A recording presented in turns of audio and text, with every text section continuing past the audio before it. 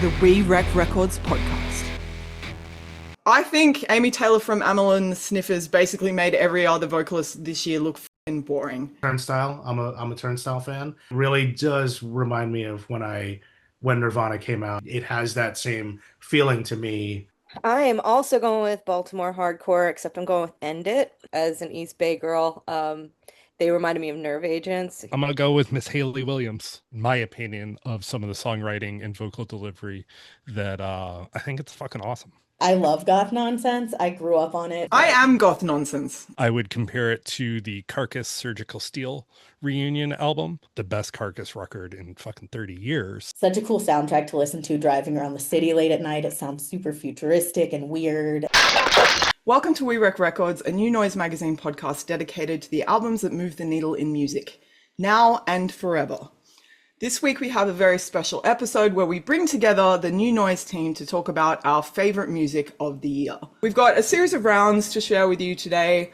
Number one, which makes sense, is Album of the Year. Probably an obvious one, but and very cliche, but Turnstile. I'm a Turnstile fan. I grew up on hardcore. I am from New York, and New York hardcore is such a big part of my life. And Baltimore, where Turnstile from, is not very far from here, and is a breeding ground for lots of amazing music. Not too far from DC, so that whole area had a big influence on New York, and I think the other way around. And Turnstile, for me personally, Bad Brains are my favorite band of all time. I got a tattoo here of the Bad Brains, and for me, they remind me of the Bad Brains in certain ways, and I think they couldn't have done a better job of following up their previous record. So, and I saw the live show. Haley Williams came out and did a song, and 5,000 New Yorkers underneath the bridge came out and watched them, and it was just epic. So, and I love watching what the post-Turnstile world looks like since they've sort of opened the doors for a lot of younger hardcore bands and punk rock bands and just heavy music in general. I think they've done so much. It really does remind me of when Nirvana came out, or when Green Day came out. Like it has that same feeling to me of what those bands did for their generation, but today. So that's my pick. So it's another gateway drug. It's a gateway drug of a band. It's a gateway drug. Absolutely, I think so. They're their way in. Someone should warn people about them. They're dangerous. They'll get you right up in there. Lisa, what is your album of the year? I am also going with Baltimore hardcore, except I'm going with End It. Yep. I love End It.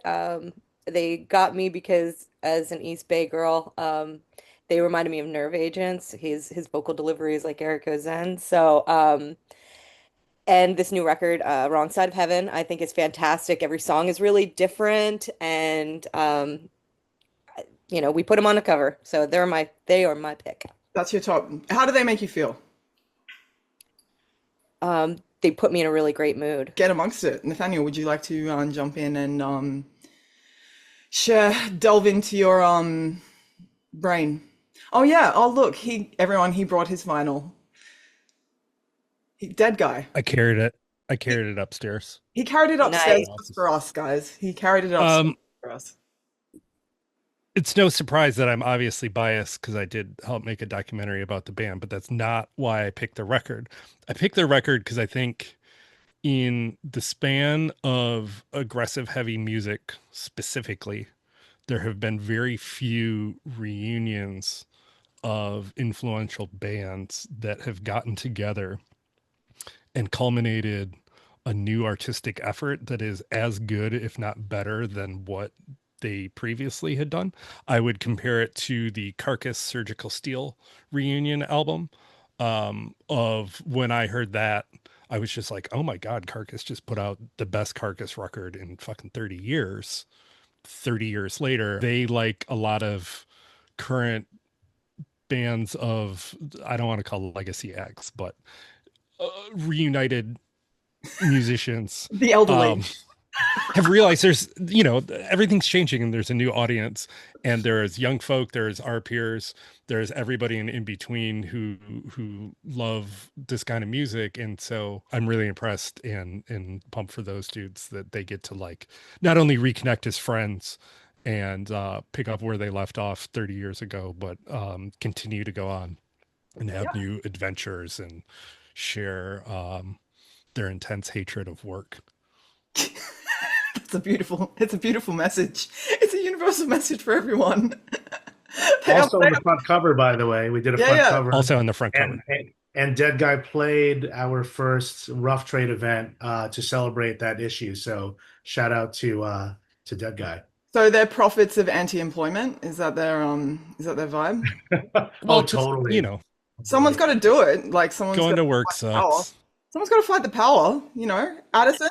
So mine is probably another like definite obvious choice, but Sanguisugabog, Hideous Aftermath. I had to do that one. I think that they're a perfect death metal band when it comes to the amount that they bring in from hardcore and from other genres. And I think it's funny because I know so many death metal snobs, and they're like, I hate this band, and I'm like, hey, listen to this new album, and then they're like, okay, it's really good. I think people find their persona super like challenging because it's cool, it's what the kids like or whatever, but like you can't deny that the music is great. I've seen them live so many times. Every time it's a blast. They're just awesome. So yeah, and it's super catchy sometimes with death metal. It's like I love it, but it doesn't hold my ADHD interest enough. And they are so just like catchy, talented. They're amazing. Awesome. How does death metal make you feel? Good death metal. It's pretty cathartic. Like it's a great, like healthy release. Yeah, playing it, going to see it, all that stuff. Yeah. Usually my top album is either death metal or hardcore, so it's not a surprise at all that this is my top album. It makes sense. It's great. I'm gonna be the least cool of all of you and pick the most obvious album, which is Deftones' Private Music.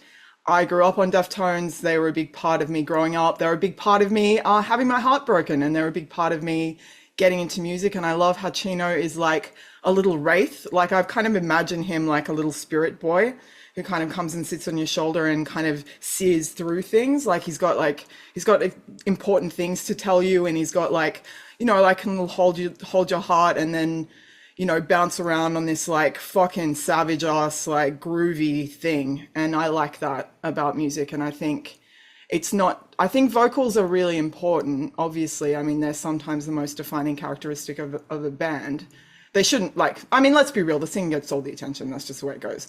But that band is rock solid. And it was also the 25-year anniversary of White Pony this year, which is, just a cool example of you can make something really great a quarter century apart and it still be meaningful and it still really hit. And, I don't know, I can just listen to that album all the way through, or most of their stuff. I like listening to albums all the way through because I'm a weirdo. I also just like leaving shit on the background and just zoning out. So that is my choice. I think it's worth looking at.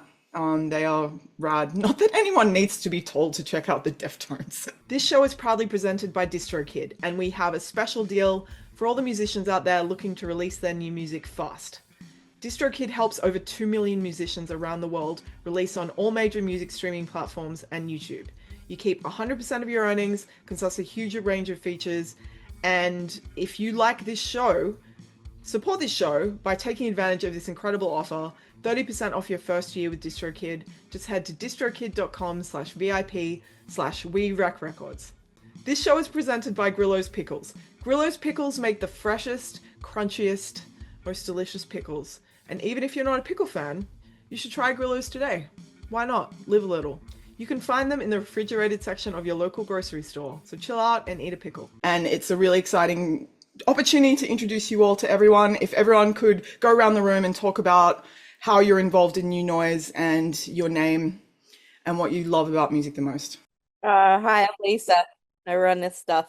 I love everything about music. I just love being involved in artistic things, especially in the world that we live in. Lisa is the boss, and her love of music permeates through everything, and that is a beautiful thing. My name is Chris Enriquez. I am the marketing director at New Noise Magazine, and I love music. I play drums in way too many bands, and I really appreciate being part of a community where we can all sort of nerd out and spend most of our time promoting stuff and just learning about developments that are happening every single month. I'm Addison Herron-Wheeler, she, they pronouns. I'm managing editor for New Noise magazine, kind of Lisa's right-hand woman, everything assistant, kind of do a little bit of all of it, a lot of the web content stuff. And yeah, I have been in love with punk music since I was a kid because my dad was a big punk guy. Then I got into metal, so I've kind of been in love with metal, punk, hardcore since. My name is Nathaniel Shannon, and I am a photographer and music director. I don't know, director. I don't know. I make documentaries, books, take photos. I kind of do everything. I really have grown to love and appreciate New Noise over the course of years now of having just a really strong brand identity and kind of pushing the boundaries of keeping independent music journalism going and not succumbing to the interests of pushing Rob Zombie onto everybody all the time. Anyway, Hi, I'm Christina. I host the New Noise We Wreck Records podcast. I've been working in the music industry since I was 21 when I started working at a recording studio. I worked in radio, music, television. And I love working for New Noise because I feel like it's a place where people share my values and my love of music and my want to make this bigger. Now it is time for our hot take of the year. And I'm going to kick it off because I can. It's my call. I think Amy Taylor from Amyl and the Sniffers basically made every other vocalist this year look fucking boring. She absolutely dominated. She completely she's a front person. She's a front person the way Bon Scott was a front person from AC/DC. She is a character the way Dolly Parton is a character. It's exciting to see people really break through, and especially Australian bands. It's very hard to get out there in the world, so I'm really proud of them. Nathaniel, your hot take. Fishbone still rules. My old pals, the Suicide Machines, did a tour with Fishbone this year, and I went to go hang out with them and photograph the show, and I didn't have any expectations. And I would say that Fishbone in 2025 still puts on one of the best shows I've ever seen and just absolutely crush, where from the second the lights go down until the lights go down again because they walk off the stage is a terrible analogy. Just absolutely crushed on stage, and it's so much fun to watch. My hot take is that Hayley Williams is awesome and she's kind of reborn.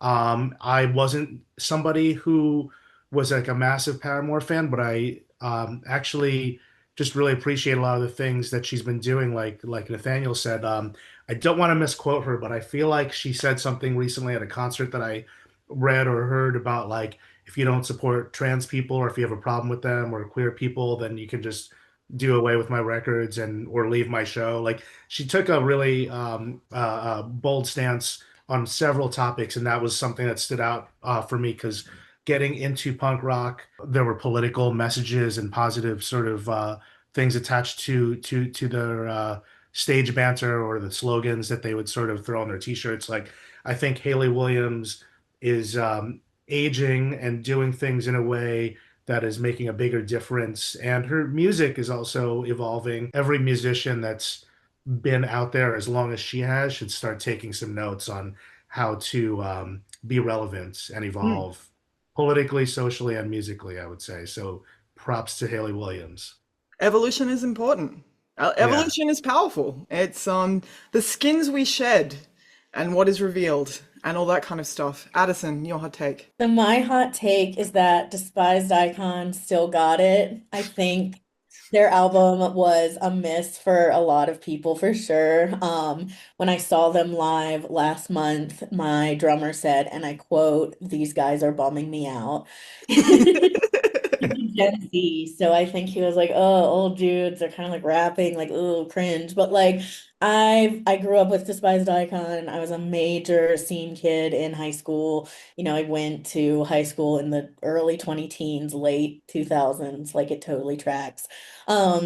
And they were always a band that I thought stood out from a lot of those bands that were like just breakdowns or just very forgettable. And this new album, I feel like they really nailed it. It still sounds like them. It has like the trade-off vocals, it has the breakdowns, it has all the things, but it's also musically really good. It's catchy, it's memorable, it's heavy. It sounds like something that could have come out in their heyday, but like even better. I want to preface that I rep the Bay Area bands, I will defend and and I always look forward to with a new AFI album, not just what the music is going to sound like and the evolution of that, but what Davey is going to look like. And I am still wrapping my head around the new look. And I It's awesome. am like, he got me. You know, So your that hot was take in not one what line, your hot take in one what line is Davey's new look is something. it's something. I love that. He got me. That like I'm completely Can surprised you and still wrapping describe my it? head around it. Can you describe it to people out there who aren't familiar or haven't seen him lately? Because I haven't stayed Maybe like across it. not shamany, but like The shot me. definitely new agey looking. Yeah, new age, I guess. Yeah. So it's look for yourself. Robes. Yeah. Does he wear robes? Yeah. Is that kind of his vibe? Robes? Sort of like is it like a caftan? Yeah. Yeah, He it's wears like a like shift, linens. Does he dress Yeah. a like a shift, pope? yeah, with He needs a pope yeah, hat. He needs to lean in. He needs to lean in yeah, all the way to a spiritual leader kind of vibe. I say, Davey, just yeah. keep going. Just go Yeah, hard. I mean, but on Lean that in. note, AFI can do no wrong in my book. I'm going to flip to our next thing, which is biggest surprise, and I'm just going to kick this off. Mine is Primitive Man Observance. I love Primitive Man for a completely different reason. He makes me feel afraid, or they make me feel afraid. They make me feel like I'm on like death row, or like I'm in a shark tank like 50 miles below the sea, and I'm like, there's like sharks out there, and this lock isn't steady. Like things could go down at any time. I like that Ethan sounds like a brown bear. A lot of bands call themselves heavy, but I think Primitive Man are actually very heavy, and I enjoy it a great deal. And that is my pick for surprised me how much I enjoyed being that afraid. I am not like really particularly into new metal, but I really enjoyed Silly Goose because they just are like almost practically like a Limp Bizkit cover band. And I think it's just because at my that was not anything, when I was coming up, be like, oh God, no, I must have, I'm sure I was in my like full on like jawbreaker switching to Jets to Brazil. But what I like is that Gen Z has unironically adopted them and for the fun of it, and I just find that really charming. And so seeing a band that is just doing this, and they are, I mean, they go by the name Silly Goose. They're not like unaware of it. It's not something I think I would like listen to a lot, but if they were playing at a festival, I would make an effort to go and check them out. I'm gonna go with Miss Haley Williams. You love Um, Haley Williams. I have to be honest with you. I don't give a shit about Paramore, and I don't know that I ever really heard that band. And I'm not saying that to be cool. I legitimately just never really heard them, other than I realized that they play their songs at like Target a lot. Um, and I had read an interview with her back in the spring, I believe, talking about recording a new record, and it really intrigued me. So when the kerfuffle of telling the record label to eat a dick, eat a boob, I don't know what the proper vernacular there is. And she was able to leave the label and just do an independent record and record it herself. Like I was like, oh, I'll give that a shot. And like I just kept listening to it over and over again because it hits a lot of things that I love that I don't know that most people would know I love. Specifically, my fanaticism with Leslie Feist and Azure Ray. There was a lot of, I think, influence, in my opinion, of some of the songwriting and vocal delivery that I think it's fucking awesome. Yeah, man. And I was not expecting, that it came out and like I played it for my wife. And she was like, "What is this?" I was like, "It's a new Haley Williams record," and she's like, "For real?" And I was like, "Yeah, it's awesome." Love it. That's it. That's it. Well, it's wonderful to see someone really get into something they didn't expect to, and to see an artist evolve, you know? Yeah, He's evolved. and I went back and I listened to her last solo record, which I also think is equally is phenomenal. But I think also growing up somebody who grew up in like a born again Christian household and has had to like wrestle with identity based on constraints of religion and like just whatever, that's like a whole other mind fuck. Having a lot of song subject matter that kind of addresses that is Mm. also very, could potentially alienate some of her fan base. I think that she has done a fantastic job as an adult standing up for what she believes in and like writing music that people can relate to, It's that beautiful. talks about some of that subject matter. And then there's like all the music industry stuff too, which is fantastic. But I appreciate that. I appreciate like anybody in pop music who can kind of come in and provide the youth with, hey, you don't have to accept this, even if it is kind of like within the realm of the mainstream. It's refreshing. Like if I don't have kids, but if I had a teenager or something and they were like, oh man, check this out, I'd be like, yeah, that fucking rules. I'm glad that you're listening to that, not Rob Zombie. Addison. For me, I would have to say perturbator. I always feel like I'm saying a naughty word when I say his name. Sometimes I call him perturbed masturbator because that's what it the It name does look makes. like that.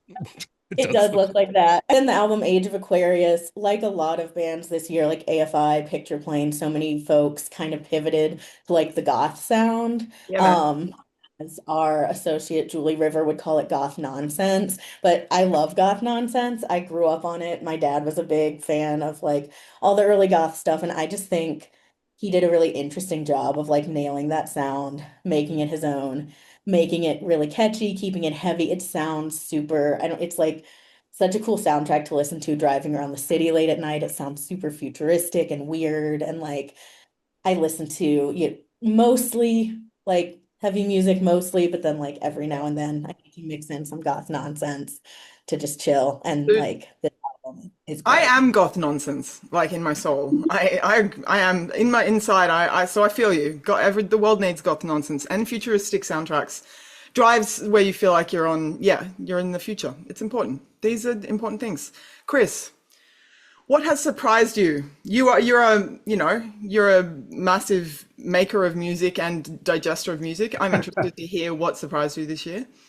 Okay, I'll tell you what surprised me, but then I wanted to comment on a few things that everyone said because I felt like everyone shared great information, that I had stuff to talk about related to that as well. But Agnostic Front's new album features a single with DMC from Run DMC, of course, and they've never dabbled in hip hop, even though a lot of New York hardcore bands have like a hip hop flavor, and there's always been a little bit of that, Agnostic Front never really dabbled in that. So when I found out DMC was on a track and that it would be the first single, that was very, very surprising. And it's a great song. It's not like what you would expect from them, but it works. And from what I understand, DMC came across the documentary Godfathers of Hardcore and didn't really know much about them. And being that they're all from the 1980s in New York, I think he was sort of intrigued and inspired and felt like a synergy. That's what I had at least found out about, and then contacted them. And the outcome of that collaboration is phenomenal. Also, on the front cover of New Noise, I swear I'm not doing this on purpose, Yeah, you are. but I don't swear. But that was the most surprising thing for me. I just want to say, yes, Private Mind Deftones, by the way, was tied with me for album of the year, and it's certainly my number two, if not right up there with Turnstile. And Dead Guy also is a surprise for me because that's a band that I grew up listening to. So I'm just going to throw that in there because Nathaniel talked about it. And I don't usually expect a lot from people when they reunite, and they just absolutely killed it. So I feel like there was something else that someone commented on that End It. Yeah, that was another one I just wanted to say about that.